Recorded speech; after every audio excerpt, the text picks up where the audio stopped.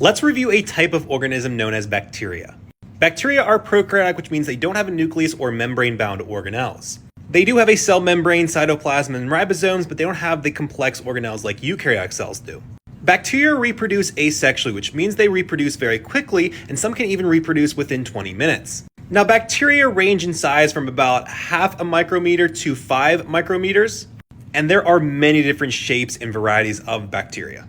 Bacteria typically only have one central chromosome. Bacteria also contain a small portion of DNA known as plasmids, and they can transmit these plasmids to other bacteria through a process known as conjugation. Bacteria are also usually enclosed by a cell wall, and these cell walls contain a polysaccharide known as peptidoglycan. Now, there are two different types of the cell wall for bacteria. There is gram-positive, where the peptidoglycan is on the outside, and gram-negative, where the peptidoglycan is sandwiched in between two membranes. But both contain that molecule peptidoglycan. Now, there can sometimes be something called a capsule that surrounds the bacteria. This is just another layer that's found on the outside of the bacteria. And it functions to protect the bacteria from toxins, to help them adhere to surfaces, and to protect them from immune systems. Bacteria might also have something called a flagellum.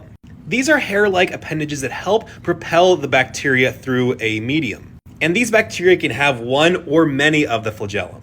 Lastly, some bacteria are harmful to other organisms, which basically means they create some toxin or some chemical that is harmful to another organism. But it's important to remember that not all bacteria are harmful. And actually, a lot of bacteria is actually just neutral to us or is beneficial for us.